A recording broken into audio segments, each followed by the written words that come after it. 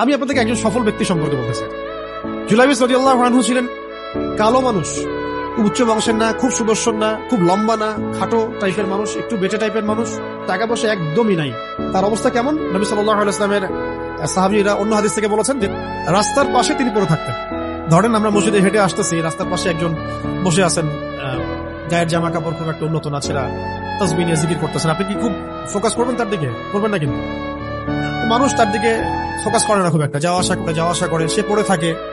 কেউ খাবার দিলে খায়, না দিলে খায় না, এইভাবেই তার দিন যাচ্ছে। তো একদিন নবী সাল্লাল্লাহু আলাইহি ওয়াসাল্লাম তাকে বললেন যাওয়ার সময়, হে জুলাইবিস, তুমি কি বিয়ে করবা? তুমি তো আকাশ থেকে বললেন, ইয়া রাসূলুল্লাহ, আমাকে কে বিয়ে করবে? আমার না আছে চেহারা সুরত, না আছে আমার বংশমর্যাদা, না অর্থনীতি, আমি কিভাবে বিয়ে করবো? কে মেয়ে দিবে আমাকে? ওদিন নবী সাল্লাল্লাহু আলাইহি ওয়াসাল্লাম চলে গেলেন, কিছু বললেন না। পরের দিন আবার বললেন, ইয়া জুলাইবিস, আলা তাতাযাওয়াজ, তুমি কি বিয়ে করবা না? একই উত্তর, ইয়া রাসূলুল্লাহ, আপনি গতকালকে এক কথা বললেন, আবার বলতেছেন বিয়ে করবো না, আমাকে কে বিয়ে করবে? তৃতীয় দিন নবী সাল্লাল্লাহু আলাইহি ওয়াসাল্লাম আবার বললেন, আলা তাতাযাওয়াজ ইয়া জুলাইবিস, তুমি কি বিয়ে করবে না হে জুলাইবিস? তিনি এবার বলছেন, আপনি কি আমার সাথে রসিকতা করতেছেন? আমাকে কে বিয়ে করবে? নবী সাল্লাল্লাহু আলাইহি ওয়াসাল্লাম বললেন যে অমুক আনসারী সাহাবীর বাসায় যাও, সেখানে একজন বিবাহযোগ্য নারী আছে, মেয়ে আছে, তাকে গিয়ে বলো যে আমি রাসূল সাল্লাল্লাহু আলাইহি ওয়াসাল্লামের পক্ষ থেকে আমার বিয়ের প্রস্তাব নিয়ে আসছি। তিনি গেলেন, যাওয়ার পরে বললেন যে আমাকে প্রস্তাব পাঠানো হয়েছে।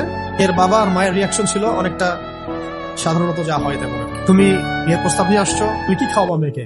কোথায় রাখবা? তোমার তো নিজের কোনো থাকার জায়গা নাই। তারাও সে প্রশ্ন করলেন, এমনকি এক পর্যায়ে রিফিউজ করে দেওয়া হলো, না না, এটা পসিবল না। এই কথাগুলো, কনভারসেশন গুলো ভিতর থেকে শুনছিলেন সেই মেয়ে নিজেই।